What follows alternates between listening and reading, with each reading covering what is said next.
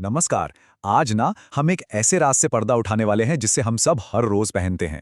जी हाँ, ये कहानी है हमारे कपड़ों की।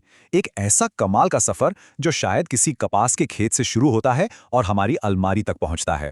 अब सुनने में तो ये बड़ा सीधा सा सवाल लगता है ना, पर इसका जवाब एक पूरी की पूरी नई दुनिया का दरवाजा खोल देता है।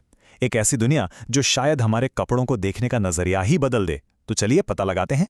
यकीन मानिए, दुनिया का कोई भी कपड़ा हो, उसकी शुरुआत होती है एक बहुत ही बारीक बाल जैसे रेशे से। इसी को हम तंतु या फाइबर कहते हैं। ये इतने पतले होते हैं कि अकेले तो शायद नजर भी ना आए, पर यही वो बुनियाद है जिस पर पूरी टेक्सटाइल इंडस्ट्री खड़ी है। तो चलिए अब इस पहेली को परत दर परत खोलते हैं और समझते हैं कि आखिर ये जादू होता कैसे है। इसे समझना बहुत आसान है। देखिए, सबसे पहले है वस्त्र, मतलब हमारा तैयार कपड़ा। ठीक है। अब अगर हम इसे माइक्रोस्कोप के नीचे देखें तो हमें दिखेंगे हजारों तागे, यानी धागे। और मजे की बात यह है कि अगर हम उस एक धागे को भी खोलकर देखें तो हमें मिलेंगे वही बारीक रेशे जिन्हें हम कहते हैं तंतु। तो देखा, सफर बिल्कुल साफ है। तंतु से बनता है तागा और फिर कई सारे तागों से बनता है हमारा वस्त्र। अच्छा, तो अब हम ये तो जान गए कि तंतु क्या है, पर सवाल यह है कि ये आता कहाँ से है। और बस यहीं से कहानी में एक मजेदार मोड़ आता है, क्योंकि ये हमें फाइबर्स की दो बिल्कुल अलग अलग दुनियाओं में ले जाता है। देखिए, फाइबर्स के ना मोटे तौर पर दो परिवार हैं। एक तरफ है प्राकृतिक तंतु जो हमें सीधे सीधे प्रकृति से मिलते हैं, मतलब पेड़ पौधों और जानवरों से। और दूसरी तरफ है संश्लिष्ट या सिंथेटिक तंतु, जिन्हें हम इंसान लोग फैक्ट्रियों में केमिकल्स की मदद से बनाते हैं।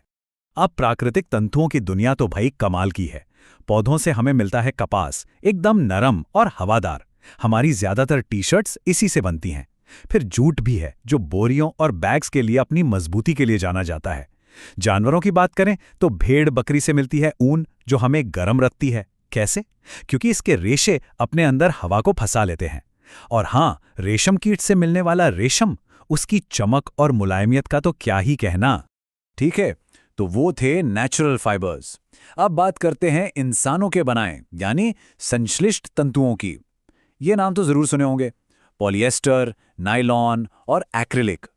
देखिए, इन फाइबर्स को ना किसी खास काम के लिए ही डिजाइन किया जाता है। जैसे पॉलिएस्टर, ये बहुत मजबूत होता है और इसमें सिलवटें भी नहीं पड़ती, इसीलिए स्पोर्ट्स के कपड़ों में इसका खूब इस्तेमाल होता है।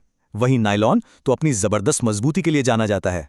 मजबूत रस्सियां, यहां तक कि पैराशूट भी इसी से बनते हैं। मतलब साफ है, हर फाइबर का अपना एक सुपर पावर है। तो हमारे पास फाइबर आ गया, चाहे वो नेचुरल हो या सिंथेटिक। पर इन रेशों से सीधा कपड़ा तो नहीं बन सकता है ना। अगला कदम है इन रेशों को एक लंबे मजबूत धागे में बदलना। और यहीं से शुरू होती है घुमाव की असली कला।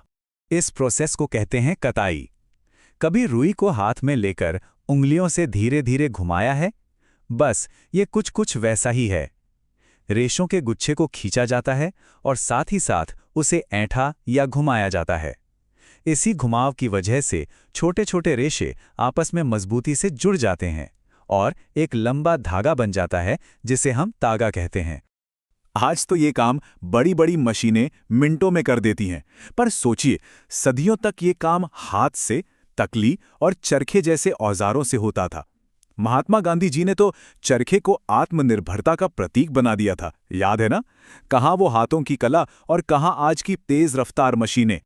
चलिए, तो हमारे पास तागा यानी धागा तो तैयार हो गया है। अब आता है इस सफर का आखिरी और सबसे अहम पड़ाव, इस धागे से कपड़ा बनाना। धागे से कपड़ा बनाने के भी मोटे तौर पर दो मुख्य तरीके हैं। पहला है बुनाई यानी वीविंग। इसमें धागों के दो सेट को एक दूसरे के ऊपर नीचे से निकाला जाता है 90 डिग्री के एंगल पर। अरे बिल्कुल वैसे ही जैसे कोई चटाई बुनी जाती है। और दूसरा तरीका है बंधाई यानी नेटिंग। ये तो सबने देखा होगा, जैसे घर में स्वेटर बुना जाता है। इसमें एक ही धागे से फंदे बना बनाकर उन्हें आपस में फंसाया जाता है और पूरा कपड़ा तैयार हो जाता है। तो जरा सोचिए, कहाँ एक छोटा सा रेशा जिसे घुमाकर और मजबूत बनाकर एक धागा तैयार हुआ, और फिर उस धागे को बुनकर या फंदे बनाकर एक कपड़ा बना।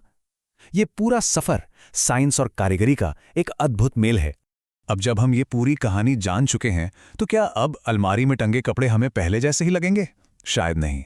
अगली बार जब भी कोई अपना पसंदीदा कपड़ा पहनेगा ना, तो शायद उसके पीछे छिपा ये पूरा सफर, ये पूरी मेहनत जरूर याद आएगी। क्योंकि ये सिर्फ एक कपड़ा नहीं है, ये एक कहानी है।